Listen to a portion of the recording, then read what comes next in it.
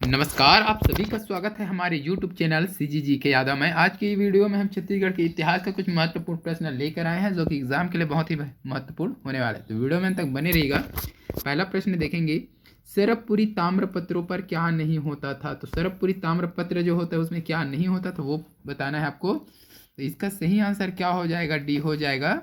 ताम्रपत्र पर चित्र नहीं होता था। ठीक है, ताम्रपत्र जारी करने की तिथि वर्ष होता था, ताम्रपत्र का स्थान जो होता है वो होता था, और ताम्रपत्र के लेखन व उत्कीर्णन का नाम होता था। लेखक जो होता था उसका नाम भी होता था, लेकिन ताम्रपत्र में चित्र नहीं होता था। ठीक है, अगला प्रश्न देखेंगे, रतनपुर के किस शासक को मुगल सम्राट जहांगीर की हाजिरी में 8 वर्षों तक रहना पड़ा था? मोस्ट आईएमपी प्रश्न है। इसका सही आंसर क्या हो जाएगा? ऑप्शन ए हो जाएगा। ठीक है, राजा कल्याण साय को। ठीक है, अगला प्रश्न देखेंगे, रायपुर जिले से प्राप्त राजा भीमसेन के आरंग ताम्रपत्र में निम्नलिखित किन राजाओं का उल्लेख किया गया है? तो इसका सही आंसर हो जाएगा ऑप्शन डी हो जाएगा, उपर्युक्त सभी। तो सूर, दायित्वर्मा, विभीषण, यह तीनों का उल्लेख। ठीक है, अगला प्रश्न देखेंगे, किस वंश के शासक त्रिलिंगाधिपति विरुद्ध धारण करते थे या उपाधि धारण करते थे? ठीक है, तो इसका सही आंसर क्या हो जाएगा? ऑप्शन ए हो जाएगा, सोमवंश के जो शासक थे वह त्रिलिंगाधिपति की उपाधि धारण करते थे। ठीक है, अगला प्रश्न दिया है, रिद्धिपुर ताम्रपत्र और केसरी बेड़ा ताम्रपत्र की दक्षिण के किस राजवंश के सशक्त ऐतिहासिक प्रमाण है? मोस्ट आईएमपी प्रश्न है। इसका सही आंसर हो जाएगा, ए हो जाएगा, नल वंश का। ठीक है, अगला प्रश्न देखेंगे, कौन सा ऐतिहासिक साक्ष्य छत्तीसगढ़ के प्राचीन इतिहास का महत्वपूर्ण स्रोत है? इसका सही आंसर क्या हो जाएगा? ऑप्शन बी हो जाएगा, राजिम अभिलेख। अगला प्रश्न देखेंगे, छत्तीसगढ़ सॉरी किस कलचुरी शासक ने रतनपुर को अब राजधानी बनाया? तो इसका सही आंसर हो जाएगा, ऑप्शन सी हो जाएगा। ठीक है, रत्नराज ने। अगला प्रश्न देखेंगे, छत्तीसगढ़ में मराठा शासन व्यवस्था में कलचुरी काल का कौन सा पद नियमित बना रहा था?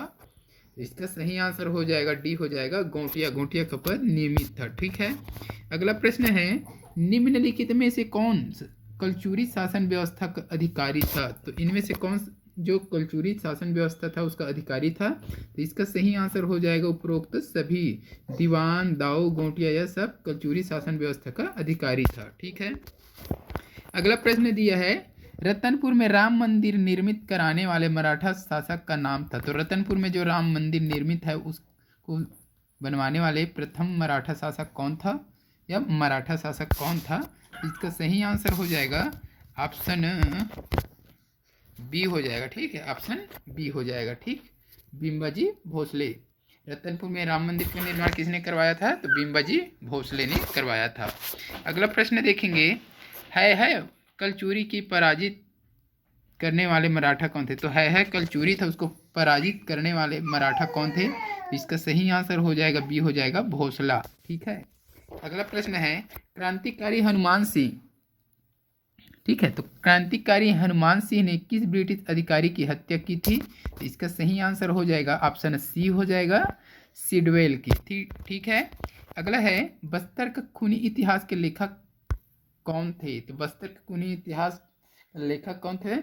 इसका सही आंसर हो जाएगा, बी हो जाएगा, केदारनाथ ठाकुर जी थे। ठीक है, अगला प्रश्न देखेंगे, छत्तीसगढ़ में हरिजन उद्धार के लिए किस नेता की महात्मा गांधी ने प्रशंसा कर उन्हें अपना गुरु कहा था? मोस्ट आईएमपी प्रश्न है, ये बार बार एग्जाम में पूछा गया है। ठीक है, इसका सही आंसर क्या हो जाएगा? बी हो जाएगा, पंडित सुंदरलाल शर्मा का। ठीक है, अगला प्रश्न देखेंगे, एक कलचुरी नरेश ने कौशल के सोमवंशी शासक से पाली जीता था। कलचुरी शासक कौन था?